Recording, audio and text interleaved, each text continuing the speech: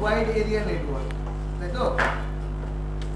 তার মানে যখন আমার লং ডিস্টেন্সে কমিউনিকেশন হয় তখন ওয়াইড এরিয়া নেটওয়ার্ক ইউজ করা হয়, তাই তো? যে জিনিসগুলো দেখাবো আমি এখানে, এই জিনিসগুলো বাংলাদেশে কোথাও খুঁজে পাবো না। তাহলে এই জিনিসগুলো এভাবে চলে না এখন আসলে, ঠিক আছে?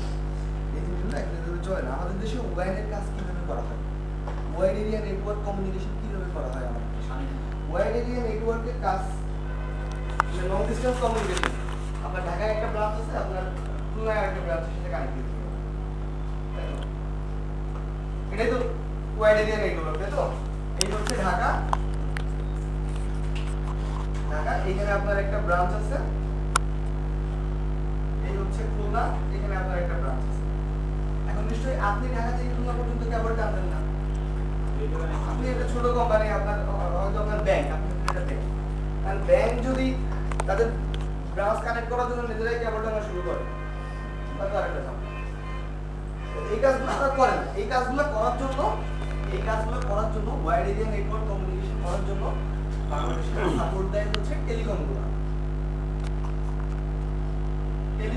এই কাজ করে, কারণ তাদের সারা বাংলাদেশে নেটওয়ার্ক তৈরি করা আছে।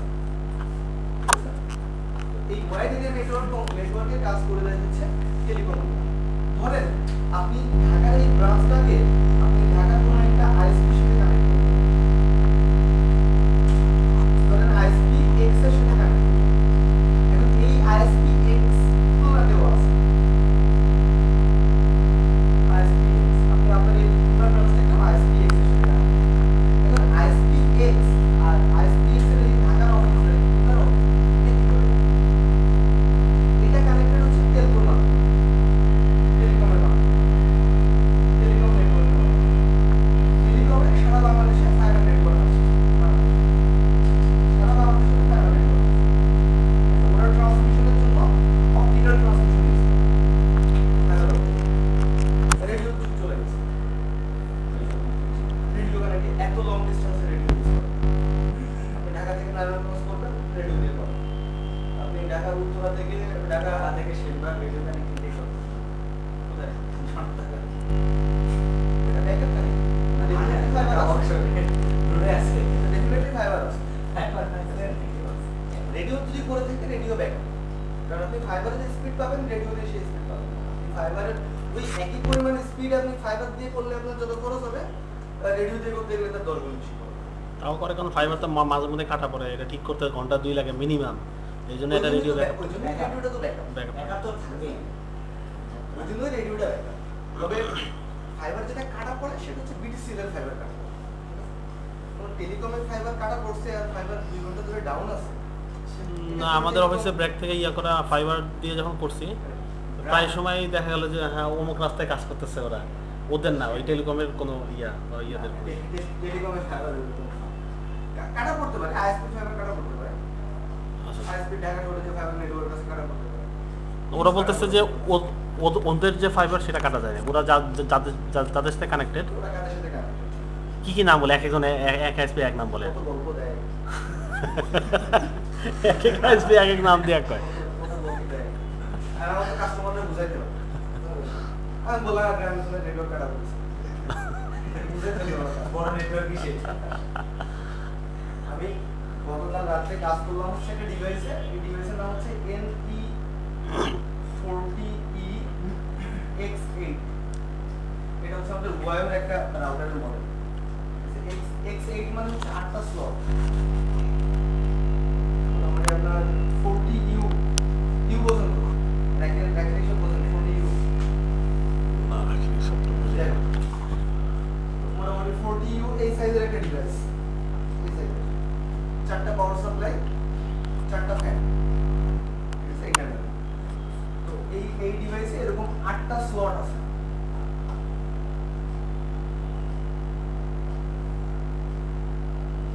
এরকম 8টা স্লট আছে।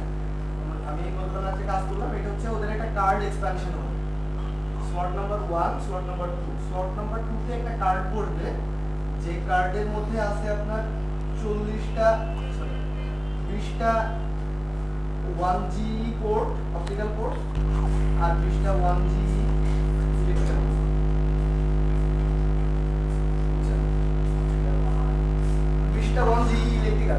আর 20টা 1G অপটিক্যাল। টোটাল 40টা পোর্ট একটা কার্ডের মধ্যে। আচ্ছা কার্ড বলুন, কার্ড মানে যে আপনার ইয়েতে তো আছে, সাপোর্ট করতে তো আছে। কার্ড কার্ড কার্ড রিকার্ড না, কি কার্ড আছে মানে এগুলো হচ্ছে নেটওয়ার্ক কার্ড আছে। এক একটা মানে ইন্টারফেস কার্ড। আমি বলছিলাম না স্লট ঢুকাইতে হয়, মনে আছে? কখনো বলছি আমি এই কথা? ইথারনেট 0/0/0 প্রথমটা হচ্ছে স্লট নাম্বার 1 প্রথমটা হচ্ছে মডিউল নাম্বার, তারপর স্লট নাম্বার, তারপর পোর্ট নাম্বার, মনে আছে এগুলো? হ্যাঁ। মনে আছে, সেটাই কথা বলতেছি যে 2 নাম্বার স্লটে ওরা একটা কার্ড ঢুকাবে। সেই কার্ডের মধ্যে 20টা ইলেকট্রিক্যাল পোর্ট, 20টা অপটিক্যাল পোর্ট। এক একটা পোর্টের স্পিড হচ্ছে 1G, যেটা ওদের মেইন ট্রান্সমিশনে ওরা ইউজ করে ডিভাইসটা। এখন দেখ আমি যেটা বলতে চাচ্ছি সেটা হচ্ছে বাংলাদেশে এই ওয়াইডি দিয়ে কমিউনিকেশনগুলা পুরোটাই হচ্ছে পুরোটা না বলি, ম্যাক্সিমামটা হচ্ছে অপটিক্যাল ফাইবার ট্রান্সমিশন। ঠিক আছে? আর এই যে পোর্টগুলোর কথা বললাম এগুলো সবই ইথারনেট পোর্ট। ইথারনেট হোক বা ফাস্ট ইথারনেট হোক বা গিগাবাইট হোক, ঠিক আছে? Gigabyte port. আর আমরা সিসিএনএ তে যেটা শিখবো আর কি, সিসিএনএ তে যে লং ডিসটেন্স কমিউনিকেশন শিখবো সেটা হচ্ছে সিরিয়াল কেবল দিয়ে। ক্যামেরা আপনার এদিকে প্রথমে অ্যাকশনটা দাও দরকার ছিল। জেনারেটিতে ম্যানুয়াল কাগজ। দেখেন আমরা যেটা শিখবো সেটা হচ্ছে সিরিয়াল কেবল দিয়ে যে লং ডিসটেন্স কমিউনিকেশন হয়। বাংলাদেশে এক সময় এই টেলিফোনগুলো আসার আগে অল ওভার দ্য কান্ট্রি বাংলাদেশে টিএনটি কানেক্টিভিটি ছিল। টিএনটি যে টেলিফোন নেটওয়ার্ক ছিল আমাদের, ল্যান্ড ফোন যেটা ছিল, সেই টিএনটির কানেক্টিভিটি ছিল সারা বাংলাদেশে।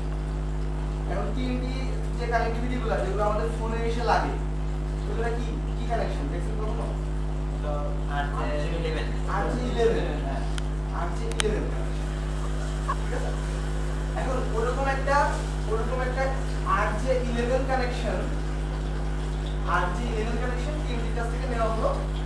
ওই কানেকশনটাকে ঢোকানো হতো একটা মডেমের মধ্যে, ঠিক আছে? ওইটাকে ঢোকানো হতো একটা মডেমের মধ্যে, আর মডেমের আউটপুটে ছিল হচ্ছে সিরিয়াল কেবল, ঠিক আছে? RS-232 সিরিয়াল কেবল। আবার এদিকেও একটা টিএনটি কানেকশন আসবে যেটা একটা মডেমে ঢুকবে। ইনপুটে হচ্ছে RJ11 আর আউটপুটে হচ্ছে সিরিয়াল RS-232 V35 কেমন বলা হয়? V35 এগুলো এখন মোটামুটি এনশিয়েন্ট হয়ে গেছে, যত করে পাওয়া 235 RS-232 V35 কেবল। এই কেবল এসে লাগতো রাউটারের সিরিয়াল পোর্ট, ঠিক আছে? দেখেন এই যে আমরা একটা রাউটার নিই, রাউটারটা অফ করলাম। অফ করার পরে এই যে পোর্টগুলো জুম করা যায়, এই যে দেখেন এই যে পোর্টটা, এই পোর্টটাকে বলা হয় সিরিয়াল। এই পোর্টটাকে বলা হয় সিরিয়াল।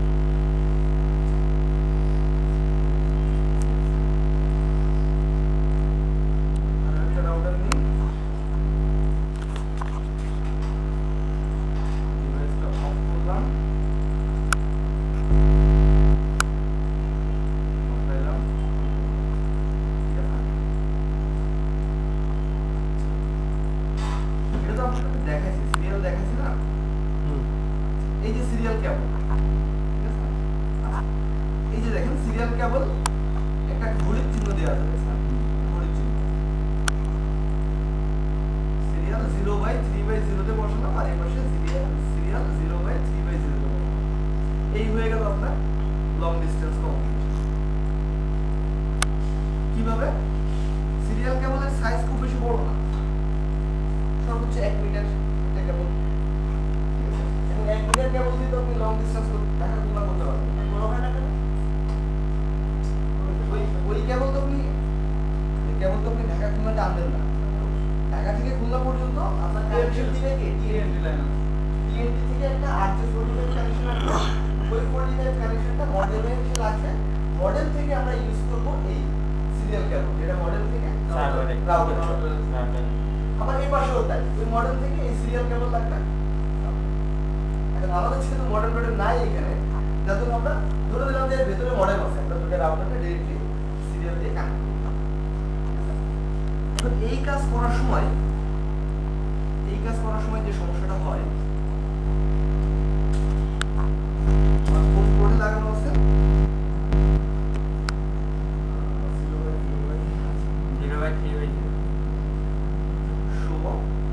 running configuration, দেখেন ইন্টারফেস সিরিয়াল 0/0/0, ঠিক আছে? এখানে কি আছে, কোনো আইপি অ্যাড্রেস না, শাটডাউন করা আছে। এখন দেখেন এটা যেটা করা হয়, ইন্টারফেস সিরিয়াল 0/0/0 শাটডাউন, আমরা এখানে একটা আইপি দিই, ধরেন আইপি হচ্ছে 192.168.10.1, সাবনেট ক্লাস হচ্ছে 2/2। এই কেবলটা কি কেবল? সিরিয়াল কেবল, তাই তো? আমি যদি ক্লকের ব্যাপারটা বলছিলাম না, শো কন্ট্রোলারস দিয়ে দেখতে হয় যে কোনটা ডিসি কোনটা ডিটি। তাহলে শো কন্ট্রোলারস সিরিয়াল 0/3/0, এটা কি? এটা ডিসি, দেখেন V35 ডিসি V35 কেবল। তাহলে আমরা এখানে একটা ক্লক দিব, ক্লক রেট, তাহলে আমরা ক্লক রেট দিলাম 2000। এবার এটাতে আসলে এটা যদি ডিসি হয় তাহলে এটা ডিটি হবে, এখানে ক্লক লাগবে না।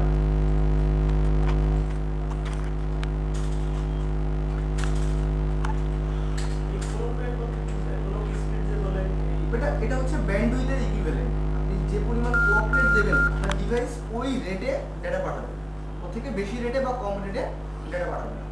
সর্বনিম্ন সর্বোচ্চ বিল আছে।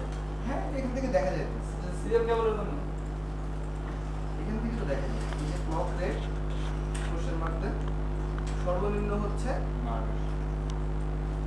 1200 আর সর্বোচ্চ হচ্ছে এই ভ্যালুটা।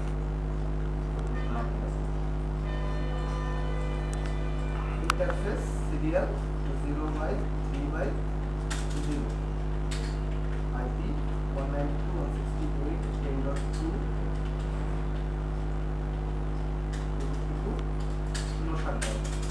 তাহলে যখনই আমি দুই পাশে কনফিগার করলাম, তখনই দেখেন আমার ইন্টারফেস দুটো একসঙ্গে আপ হলো, ঠিক আছে? এখন দেখেন show IP interface bit,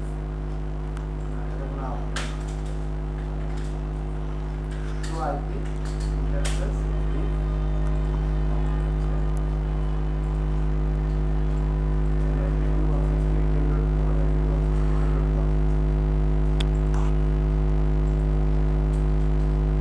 manual up, তারপর আবার ডাউন, মানে প্রোটোকল ডাউন।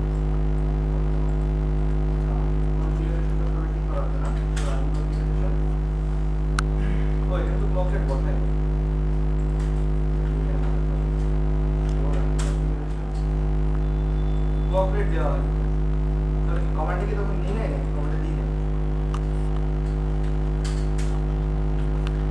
ইন্টারফেস সিরিয়াল 0/0, একটা ক্লক রেট দিয়ে নেয়, ক্লক রেট 64। হ্যাঁ দিছিলেন, শূন্য একটা বেশি ছিল। শূন্য শেষে দেয় নাই। না না, ওর যে রেঞ্জ আছে ওর বাইরে সে নিবে না। হ্যাঁ তো কোনো ইরোরও তো দেয় নাই, বুঝলো? না দেখেন ক্লক দুইটাতে ক্লক সেট করতে হবে না? না, ক্লক হ্যাঁ, রেট একটাতে। যেটা ডিসি সেটা। আচ্ছা, DC দেখেন ক্লক রেট এই যে যেখানে যে ভ্যালুগুলো মেনশন করা আছে এর বাইরে দিলে নিবে না। আচ্ছা আচ্ছা। যাই হোক, যখনই আবার কনফিগারেশন হলো, এখন up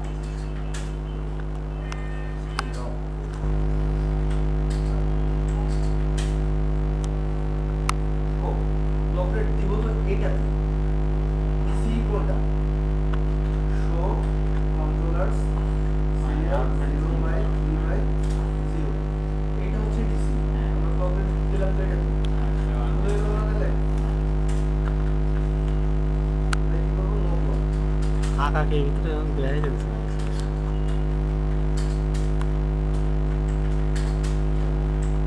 interface serial 0 by 3 by 0 correct 6400 এখন আপলোড এই যে এখন আপলোড এখন যদি আমরা একটা থেকে আরেকটা পিং করি 168.2 পিং যাচ্ছে ঠিক আছে আচ্ছা এখন আমি যেটা দেখাবো আপনাদেরকে সেটা দেখেন show interface serial 0 by 3 by 0 যেটা দেখাবো সেটা হচ্ছে এই যে এনক্যাপসুলেশন এইচডিএলসি এখানে দেখেন show interface serial 0 by 3 by 0 encapsulation HDLC দুপাশেই কি আছে এনক্যাপসুলেশন এইচডিএলসি এখন এইচডিএলসি টা কি এইচডিএলসি টা হচ্ছে একটা ওয়ান প্রোটোকল যে ওয়ান প্রোটোকলটা ইউজ করা হয় সিরিয়াল ইন্টারফেসের দ্বারা এইচডিএলসি এর ফুল মিনিং হচ্ছে high level data link control high level data link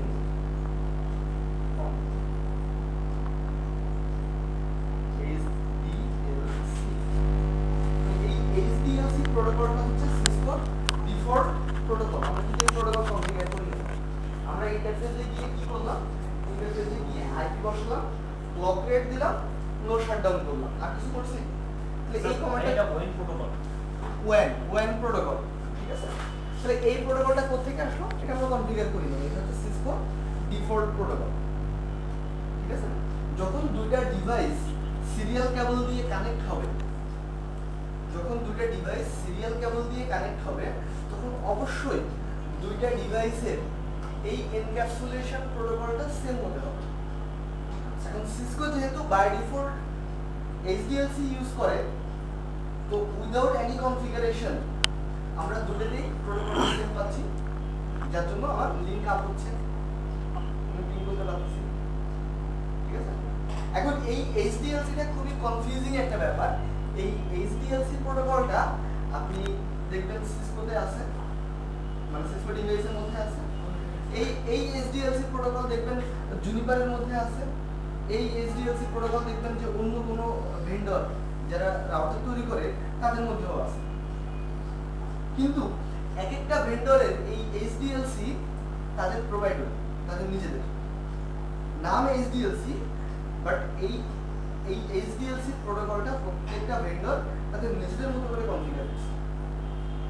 যার কারণে যখন দুইটা ডিফারেন্ট ভেন্ডরের ডিভাইস সিরিয়াল কেবল দিয়ে কানেক্ট হয় তখন এই প্রোটোকলটা চেঞ্জ না করলে লিংক আপ হয় ঠিক আছে যার কারণে যখন ডিফারেন্ট ভেন্ডরের ডিভাইস একে অপরের সাথে কানেক্ট হয় তখন যে স্ট্যান্ডার্ড প্রোটোকল ইউজ করা হয় সেই স্ট্যান্ডার্ড প্রোটোকলের নাম হচ্ছে টিপিপি ফুল মিনিং হচ্ছে point to point protocol point to point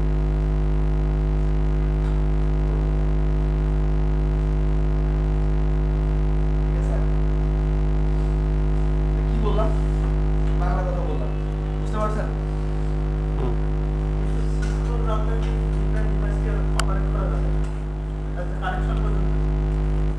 না অপারেট করার তো কিছু না আপনি আপনার একটা ব্রাঞ্চে সিসকো রাউটার আছে আর একটা ব্রাঞ্চে অন্য ভেন্ডরের রাউটার আছে থাকতেই পারে আপনি সব সিসকো কেনেন নাই তাই না তো যখন এরকম হবে যে আপনার এক পাশে সিসকো রাউটার এক পাশে অন্য ভেন্ডরের রাউটার তখন কি হবে সিসকো ইউজ করতেছে তার নিজের এইচডিএলসি ওর পাশে যে ডিভাইসটা আছে সেও ইউজ করতেছে তার নিজের এইচডিএলসি এখন যেহেতু সিসকোর এইচডিএলসি আর সেই ভেন্ডরের এইচডিএলসি একরকম না যার কারণে লিংক আপ হবে তাহলে কি করতে হবে তাহলে এমন একটা প্রোটোকল ইউজ করতে হবে যেটা দুটোই সাপোর্ট করে এবং সেই প্রোটোকলটার নামই হচ্ছে এখন আমরা যদি আমাদের এই এক্সাম্পলে আমরা যদি এইটার প্রোটোকল চেঞ্জ করে পিপিপি করে দিই আর ওটা কি থাকলো এইচডিএলসি দুটো দুই রকম হয়ে গেল দেখো যে লিংক ডাউন হয়ে গেছে ঠিক আছে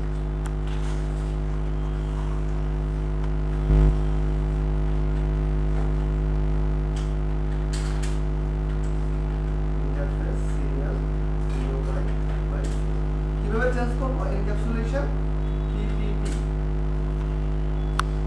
বলতেছে change state to down DO WN দেখেন show IP interface brief down হয়ে গেছে পিং করেন এখান থেকে দেখেন পিংও যাচ্ছে না তার কারণ কি তার কারণ হচ্ছে যে একটা রাউটার ইউজ করতেছে HDLC আর একটা রাউটার ইউজ করতেছে TCP যেহেতু দুইটা রাউটার সেম প্রোটোকল ইউজ করতেছে না শো ইন্টারফেস তাই এখন সিরিয়াল ওই রাউটারটা পিপি করে দিতে হবে 0 কি আছে এটা দুইটাতে টিপি দিলেই হতো। হ্যাঁ যে প্রোটোকলে আমি ইউজ করব না কেন দুটোটা সেম প্রোটোকল ইউজ করব যখনই এখানে পিপিপি হয়ে গেল এখানে HDLC হয়ে গেল তখনই আমি দেখলাম লিংক ডাউন হয়ে গেছে ঠিক আছে তো এই কারণে যখন আমরা ডিফারেন্ট ভেন্ডরের ডিভাইস ইউজ করব সে একপাশে সিসকো একপাশে জুনিপার একপাশে সিসকো একপাশে হুয়াওই একপাশে সিসকো একপাশে সে অন্য কোনো ভেন্ডর তখন আমাকে অবশ্যই এই এনক্যাপসুলেশন চেঞ্জ করে ওপেন স্ট্যান্ডার্ড যেটা পিপিপি সেই পিপিপি ইউজ করতে হবে দেখেন এখন আবার এই পাশে যখন আমি পিপিপি করে দিলাম তখন দেখেন আবার আপ হয়ে গেছে ঠিক আছে তাহলে আমরা মাল্টি ভেন্ডর এনভায়রনমেন্টে আমরা যে প্রোটোকল ইউজ করব তার নাম হচ্ছে পিপিপি দেখেন এখন আবার পিং পাচ্ছি এখন এই পিপিপি প্রোটোকল ইউজ করার কিছু সুবিধা আছে ঠিক আছে এই পিপিপি প্রোটোকল ইউজ করার কিছু সুবিধা আছে যে সুবিধাগুলো HDLC তে নাই সেই সুবিধাগুলো কি কি সেই সুবিধাগুলোর মধ্যে একটা হচ্ছে অথেন্টিকেশন একটা হচ্ছে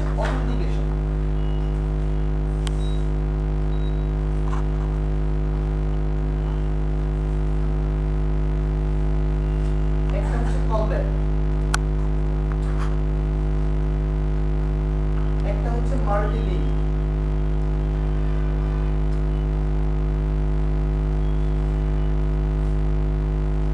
মাল্টি লিঙ্ক কি জিনিস মাল্টি লিঙ্ক কি জিনিস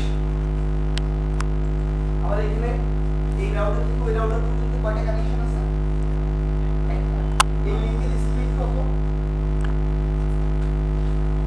64,000 হ্যাঁ আমরা 664 করে দিছি বাট অ্যাকচুয়ালি এটার স্পিড কত দেখেন শো ইন্টারফেস সিরিয়াল 0/0 দেখেন এর স্পিড হচ্ছে 1544 কিলোবিট তার মানে হচ্ছে 1.544 মেগাবিট এটা হচ্ছে 1.544 মেগাবিট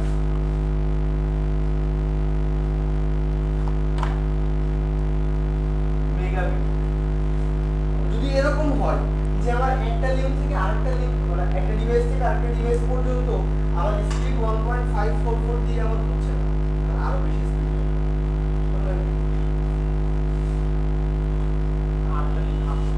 তখন আমরা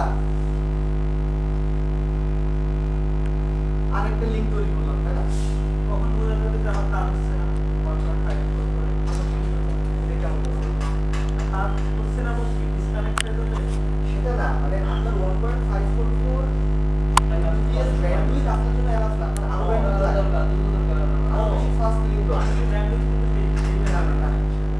তাহলে আপনি আরো একটা কানেকশন দিলেন তো যখনই আরো একটা কানেকশন দিলেন তখন এটা একটা নেটওয়ার্ক এটা আবার আরেকটা নেটওয়ার্ক হয়ে গেল না মাল্টি লিংক তো হচ্ছে না আরেকটা নেটওয়ার্ক হয়ে যাচ্ছে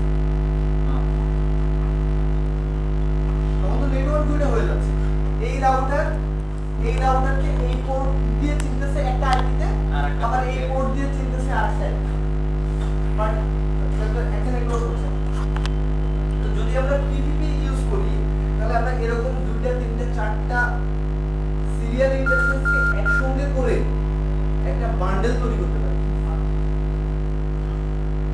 তখন কি হবে ওই মাল্টিপল সিরিয়াল ইন্টারফেস একসঙ্গে হয়ে একটা সিঙ্গেল লিংক আকারে কাজ করবে তাহলে সেই একটা সিঙ্গেল লিংকের স্পিড কত হবে আমরা যদি এখানে তিনটা ইন্টারফেসকে একসঙ্গে করি তাহলে 3 * 1.5 করতে যদি চারটা করি তাহলে 4 * 1.5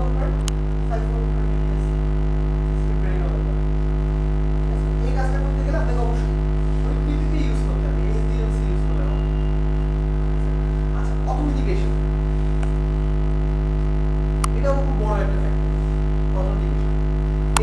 এই রাউটারের সাথে যে কানেকশন এস্টাবলিশ করতেছে, আমাদের লিংক আপ হচ্ছে, এই লিংক আপ করার জন্য আমি এই রাউটারের মধ্যে ইউজার নেম পাসওয়ার্ড কনফিগার করে দিতে পারি। যে এই রাউটার যখন এই রাউটারের সঙ্গে এই সিরিয়াল ইন্টারফেস দিয়ে কানেকশন আপ করবে, তখন অবশ্যই এই রাউটারের কাছে কিছু না, একটা ইউজার নেম পাসওয়ার্ড পাঠাতে হবে। যদি এই রাউটার যে ইউজার নেম পাসওয়ার্ড এর কাছে পাঠাচ্ছে, ওই ইউজার নেম পাসওয়ার্ড যদি এর মধ্যে আগে থেকে কনফিগার করা থাকে, তাহলে কানেকশন আপ হবে, তাহলে কানেকশন আপ হবে। তার মানে আনঅথরাইজড কেউ আপনার সাথে কানেকশন এস্টাবলিশ করতে পারবে।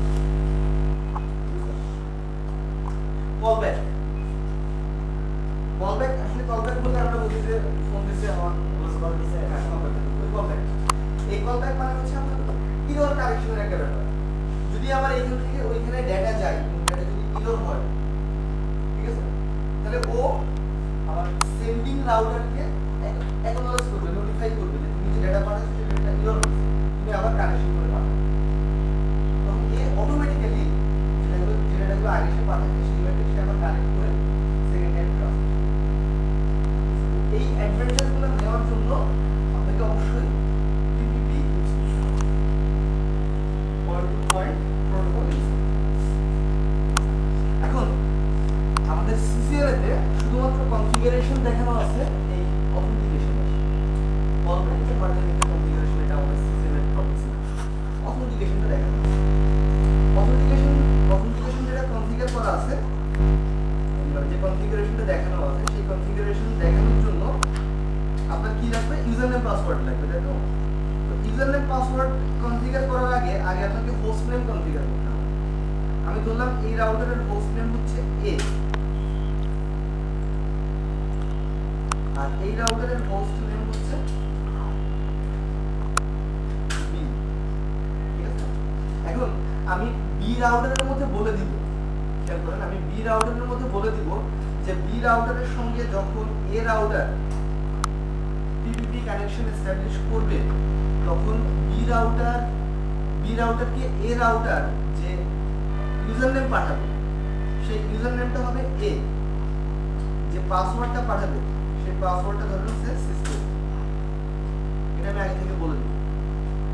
আবার আমি এ রাউটারের মধ্যে বলে দিব যে বি রাউটার যখন এ রাউটারের কাছে ইউজার নেম পাসওয়ার্ড পাঠাবে, তখন ইউজার নেম পাঠাবে বি, আর পাসওয়ার্ড পাঠাবে, পাসওয়ার্ড সেম হয়ে যাবে, পাসওয়ার্ড হচ্ছে।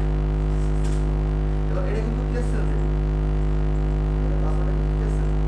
তাহলে আপনাকে এই যে ডেটাবেসটাকে তৈরি করে দিতে হবে, যে ইউজার নেম কি হবে, পাসওয়ার্ড কি হবে, এটা কনফিগার করে দিতে হবে। কনফিগার করার পর আপনাকে যেতে হবে ইন্টারফেসের মধ্যে, সিরিয়াল 0/3/0 আপনাকে কনফিগার করতে হবে টিপিপি অথেন্টিকেশন। দেখেন অথেন্টিকেশনের দুইটা মেথড আছে, একটা হচ্ছে চ্যাপ, একটা হচ্ছে প্যাপ। চ্যাপ কি জিনিস? চ্যাপ হচ্ছে চ্যালেঞ্জ হ্যান্ডশেক অথেন্টিকেশন প্রোটোকল, আর প্যাপ হচ্ছে পাসওয়ার্ড অথেন্টিকেশন প্রোটোকল। নাম দুটো কঠিন কিন্তু কাজ সহজ। চ্যালেঞ্জ মানে কি চ্যালেঞ্জ করে?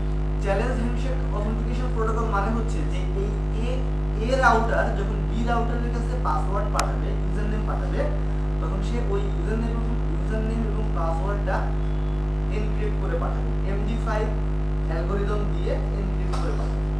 আর যদি আমি শুধুমাত্র প্যাপ লিখি, টিপিপি অথেন্টিকেশন প্যাপ, তাহলে এ রাউটার যখন ইউজার নেম পাসওয়ার্ড পাঠাবে, তখন সেটা এনক্রিপশন ছাড়াই প্লেন টেক্সট আকারে পাঠাবে। এতটুকু হচ্ছে ডিফারেন্স। তাহলে টিপিপি অথেন্টিকেশন যে আমরা এখানে দিলাম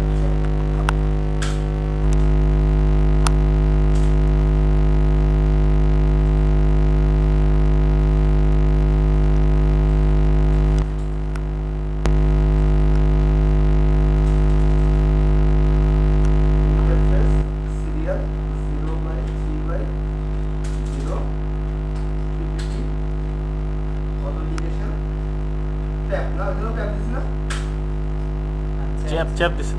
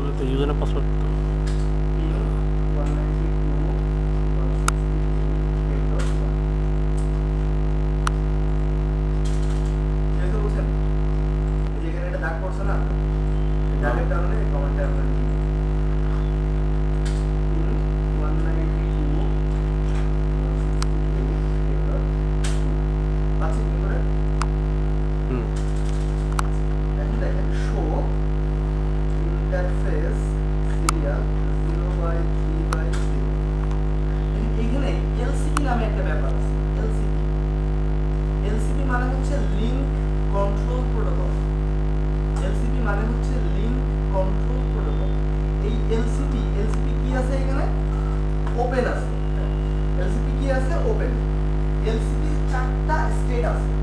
এলসিপি ওপেন থাকতে পারে, এলসিপি ক্লোজ থাকতে পারে, এলসিপি লিসেন থাকতে পারে, এলসিপি থাকতে পারে রিকোয়েস্ট সেন্ড। এই চারটা স্টেট থাকতে পারে। এই চারটা স্টেটের মধ্যে শুধুমাত্র এই স্টেটটাই হচ্ছে অ্যাপ্রোপ্রিয়েট। যদি এলসিপি ওপেন থাকে তাহলে আমরা বুঝবো যে আমাদের লিংক আপ আছে। এলসিপি ক্লোজ মানে হচ্ছে লিংক ডাউন হয়ে গেছে। এলসিপি